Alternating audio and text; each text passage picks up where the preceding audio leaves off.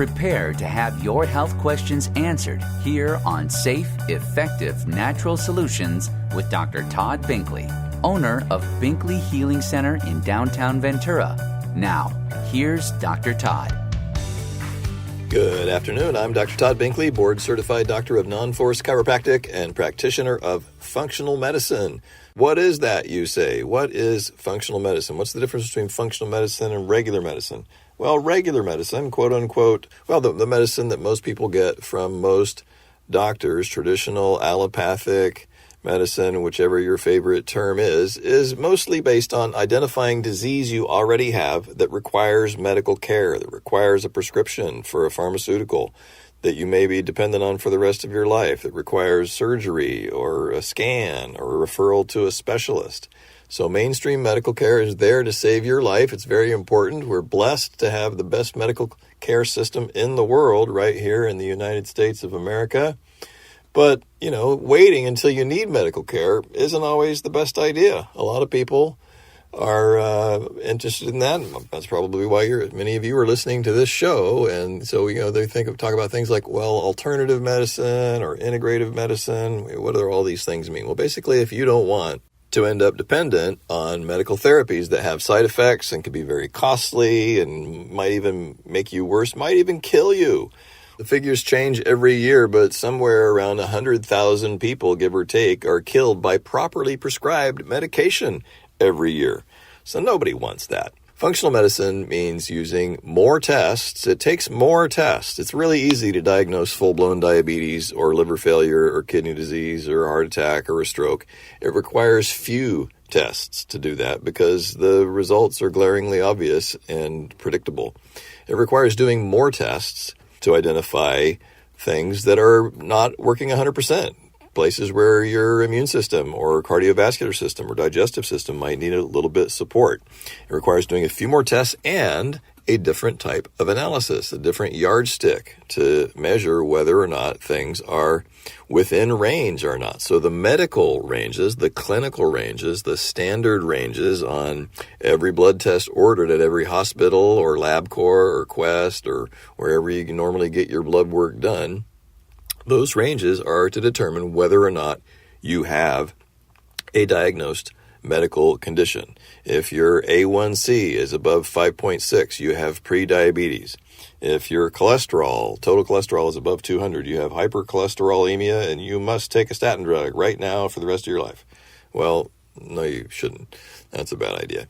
But the point is, these broad medical ranges are to identify the presence of a disease that is already full-blown, that is already a diagnosed condition that you need medical care for.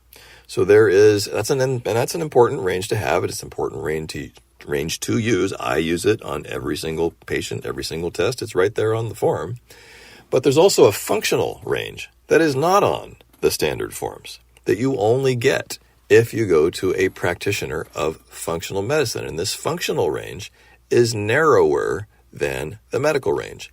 It's roughly the middle third of the medical range. It's an approximation. It varies for your age and the health condition you're in and a few other factors.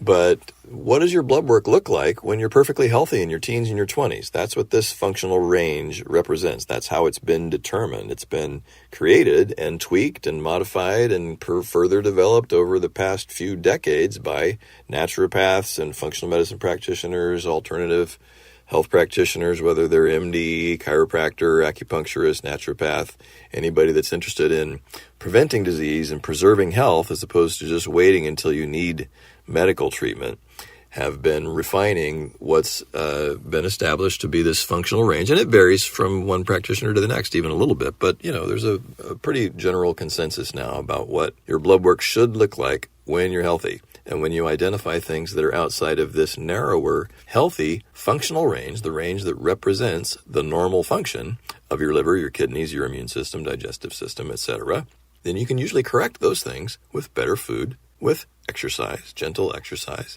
and supplements where necessary to replete deficiencies that show up on these tests. You can also identify things like exposure to toxins that you need to flush out of your body, or hormone deficiencies, imbalances in your neurotransmitters, infections in your gut and elsewhere. So there's a whole host of other tests that just are not part of standard medical treatment that you get when you go to most doctors that are the realm of practitioners of the practice of functional medicine. So if you or anyone you love, someone you love is just, think they've been told is suffering, they've got something that's bothering them, that's been bothering them for years, maybe you've seen a dozen doctors and no one's been able to help. Well, if you haven't had a functional analysis and proper testing, you probably haven't. If you haven't, then there probably is a solution that these other doctors will never find. To find something, you must first look for it.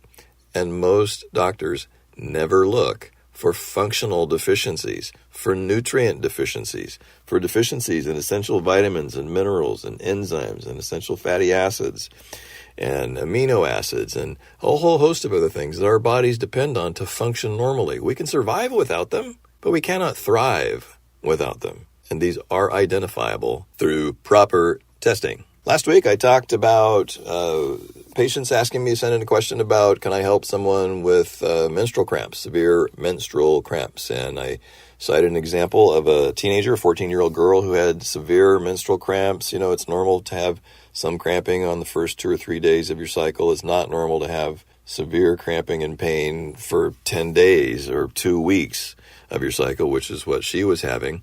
And, I'm just thinking now of another patient I had who was in her 40s, who was still having severe cramps, who had severe cramps on and off, not the whole time, but on and off, never really got rid of it for many, many years, decades, 10, 15, 20 years or more, I think, as I recall. And she'd been to several different doctors and been prescribed muscle relaxers and painkillers, but, you never want to be on those things for too long. The muscle relaxers make you drowsy, and painkillers are addictive, cause all kinds of side effects, can damage your liver and your kidneys, etc. And so what did I do? How did I help this woman tremendously? She had been in pain for so long, and I completely eliminated her pain, got it back to, well, not completely eliminated, but got it back to where it was within an expected range, where she had a little bit of pain first couple of days of the cycle and then felt fine the rest of the month. And she thought it was a miracle. She literally, she used that word. She said, oh my God, it's a miracle. So what did I do? Well, I identified some spasm in some muscles that were not in the muscles of the uterus. Is very difficult. It's possible, but very difficult to palpate the uterus and not necessary, not comfortable. But muscles near the uterus, in the abdomen. Last week, the teenager that I talked about had spasm in the psoas muscles. This woman had spasm in the muscles of her back and in the muscles of her intestines. And this is something, again, that most doctors never even check for. Doctors are trained to palpate the abdomen to see, for example, if you have internal bleeding. If you push hard, just without a lot of skill on an abdomen that should be, relatively soft, and it's really rock hard, well, that's a sign of a big chunk of clotted blood that's happened after someone has internal bleeding from a trauma injury. So ER doctors do that all the time as a routine part of an examination where they suspect possible internal bleeding. But much more delicate, gentle palpation of the abdomen can help identify, among other things, spasm in any muscle in the abdomen, on the surface of the walls of the abdomen, deeper in the walls of the intestines, and deepest the psoas muscle and some of the other deeper muscles like the diaphragm, like the uterus, etc. But mostly, you don't have to go that deep to identify the ones that are problematic the most. The psoas, you do. But for example, and I see this all the time, I palpate the abdomen. Palpate just means, touch, use a little pressure to feel, identify tension, the presence of tension that's more than normal. So all of your intestines have an outer wall made of connective tissue that forms the structure of that pipe. And then they have, just inside that, a muscular wall that contracts in special ways that, like a wave-like contractions that help move the food through your intestine. And then they have other layers that absorb the nutrients from your food and do other things as well. So anyway, a lot of people are surprised that they have muscles in their intestines, but of course everyone remembers that your intestines do have to push your food through your intestines, and that is going to require muscles to do it. So you can get, the quote-unquote butterflies in your stomach when people are nervous about something and they feel that cramping in their intestines. That is literally, that's what you're feeling. You're feeling the muscles in your intestines cramping. And maybe some other ones as well. You might feel some muscles in your back, or that psoas muscle I'm always talking about, muscles of the abdominal wall. But it's really common. Most people have had, if you've ever had, anyone who's had the experience of quote-unquote butterflies in the stomach, or being nervous and feeling kind of a tension or, cramping or pain in the belly, that is literally what it feels like when these muscular walls of your intestines over-contract or contract. Instead of in a nice wave-like motion like they're designed to do to move food through your stomach, they just go into a spasm where they sort of flutter or just get stuck on, and literally just some parts will just contract nearly fully or close, close to a full contraction and get stuck that way. And they can get stuck that way for months, for years even. And you never really know, because you don't know how to check for that on yourself. You could if you knew how to, but most people don't know how to do that. Most doctors don't know how to do that. It requires specialized training and a sensitivity to be able to gently feel whether or not the tension in the walls of your intestines is normal. And it's easy to demonstrate when I palpate someone's abdomen. When I feel for that tension, I can show you this is what it's supposed to feel like. Nice and soft, no hard spots, nice and, it's easy to push in and out there, like the Pillsbury Doughboy or whatever. And here's another spot that feels quite a bit more firm, quite a bit more tense than that other spot. Can you feel the difference? Oh yeah, what's that? Well, it's spasm in the muscular layer of the intestines.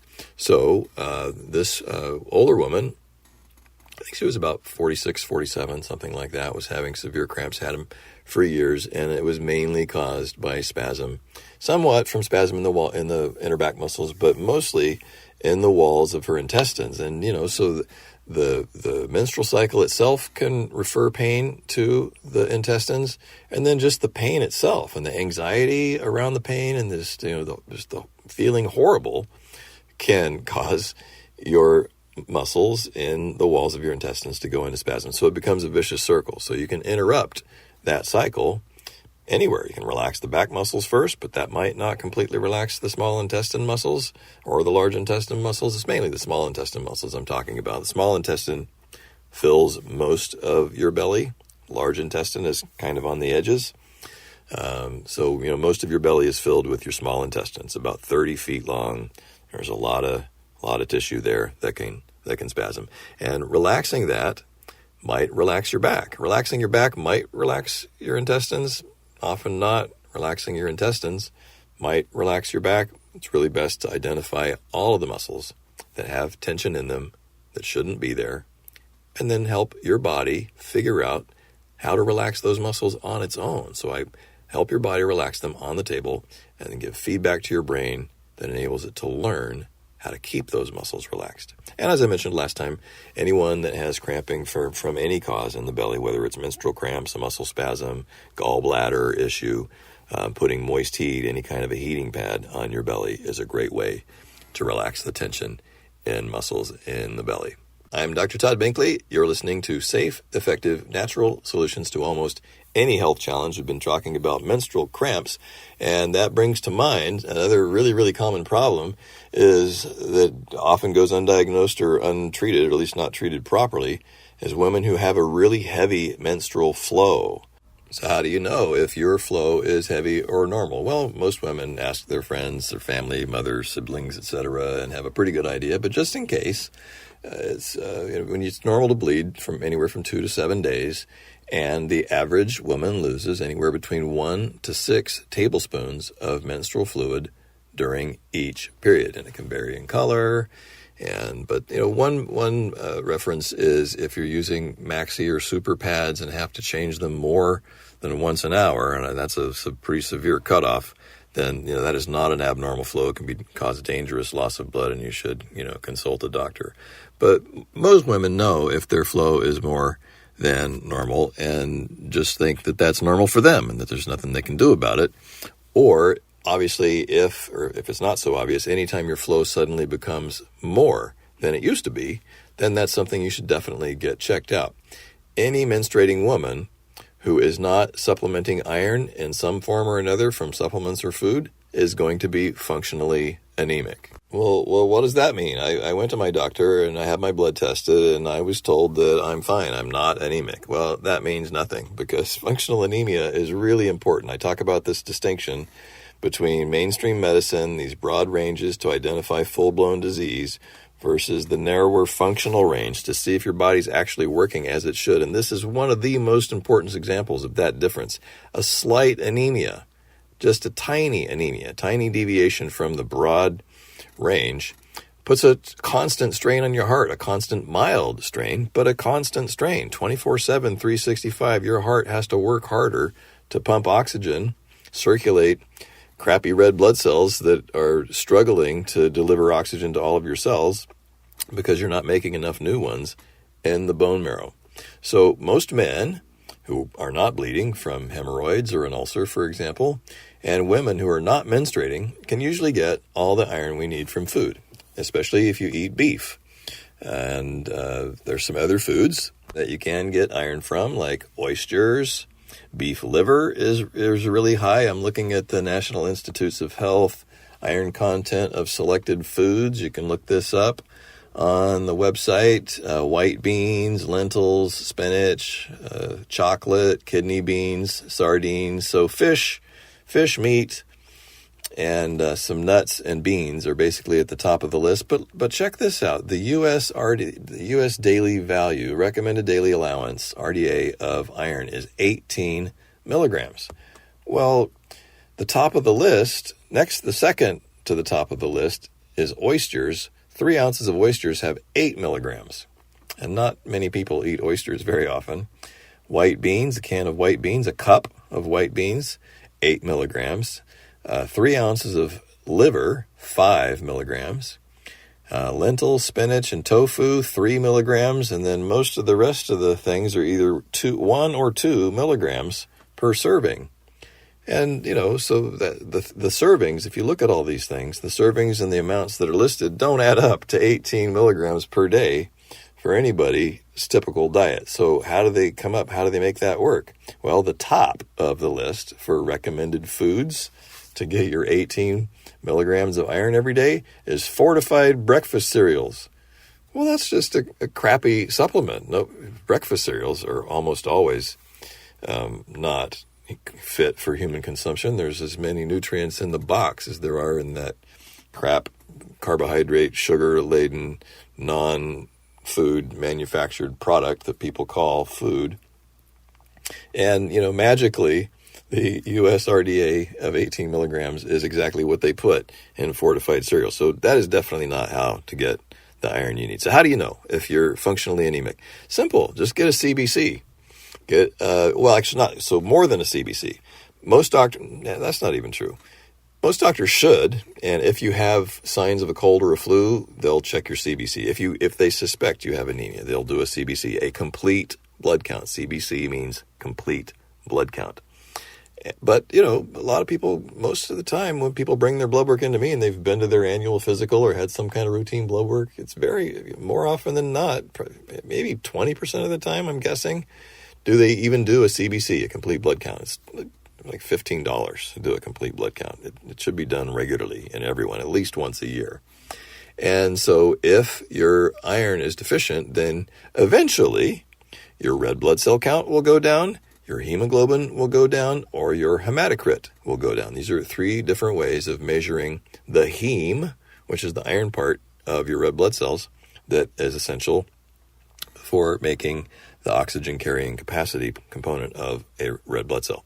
If you've ever tried to donate blood and they check your hemoglobin, if it's below 12.5, they won't allow you to donate blood because you are anemic. But even if your red blood cell count, your hematocrit, and your hemoglobin are normal, you can still be anemic. And the only way to know that is if you also test ferritin. Ferritin, and you can remember that because ferrous sulfate, for example, is the most common type of iron supplement. Fe is the abbreviation for iron on the periodic table of the elements in chemistry class. And so ferritin is the storage form. That's where your body stores iron in your liver and other tissues throughout your body, and some of it is in circulation, which is why you can measure it in a blood sample. But if you don't know your storage tank, whether your storage tank is full or empty or halfway, then you don't know whether or not you're anemic. So, for example, I see this all the time. Women have been told, especially, that they're not anemic because their red blood cell count, hemoglobin, and hematocrit are normal. And I'll test their ferritin, and it's off the charts low. It might be 10 or 20.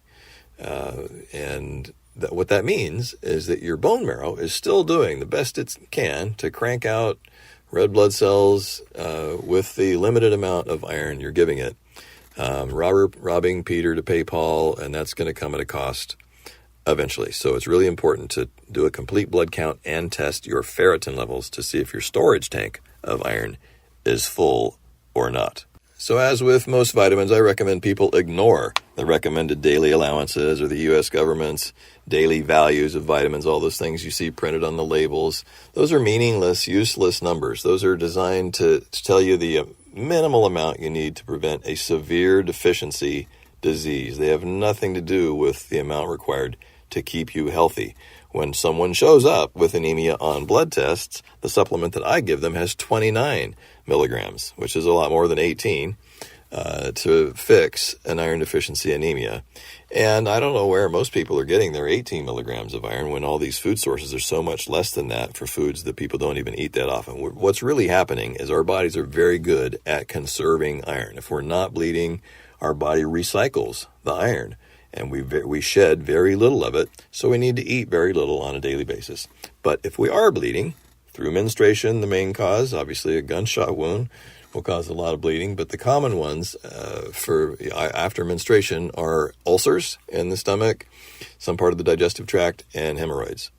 So if any of those things are happening, or even if they're not, the only way to tell for sure is to do the blood test, including ferritin, the storage form. So the frustrating thing is I see so many women over the years who already know that they have iron deficiency anemia. Maybe they even have been told by their regular doctor, oh, you have iron deficiency, you need to take an iron supplement. Oh, I can't take iron.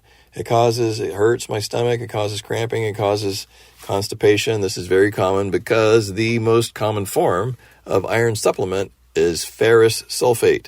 Nobody should take ferrous sulfate. 99% of iron supplements on the market are ferrous sulfate. If you get a prescription for iron from any regular doctor, it's virtually guaranteed to be ferrous sulfate, and no one should take that. Why? Because it causes constipation and cramping. The proper form of iron, which has never caused any symptom in any of the hundreds, probably over 1,000, maybe a couple of thousand women I've given over the past 30 plus years, has ever had any symptoms from taking the bisglycinate form of iron. So if you know someone who has iron deficiency, please tell them to get bisglycinate iron. It's a chelated form of iron. You're probably not going to find it at Costco or Trader Joe's or GNC. That's why I recommend you not buy supplements in stores, because you get what you pay for. People buy those things because they're cheap and they often don't work. So if you or anyone you love suspects they might have anemia, get it checked. It's really important to know, even if you have a slight anemia, because it puts a constant mild strain on your heart. It can also increase your blood pressure, increase your risk of a stroke or a heart attack, and it will always contribute to fatigue, tiredness, lack of energy, and delayed healing to any part of your body. It can make it more difficult for any part of your body to get all the oxygen it needs all day long and all night long. Healing and repairing of that tissue will be delayed, whether it's in your liver, your kidneys, your muscles, tendons and ligaments, your skin, especially your joints and your nerves, because these are the slowest healing tissues in your body. If you know anyone who suspects they might have anemia and thinks they cannot take iron, shoot me an email, have them give me a call, and I'll come up with a solution that will work for them. I'm Dr. Todd Binkley, sharing with you safe, effective, natural solutions to almost any health challenge. I look forward to the privilege of speaking with you here again next Friday at 2 p.m. Have a blessed weekend. You've been listening to Safe, Effective, Natural Solutions with Dr. Todd Binkley. If you have a health question you want discussed on the show, email your health questions to Dr. Binkley at binkleyhealingcenter.com. Take advantage of this opportunity to ask questions for yourself, and for your loved ones, because our health matters. Join him next Friday at 4 p.m. for safe, effective natural solutions, right here on 98.3 The Word, KDAR.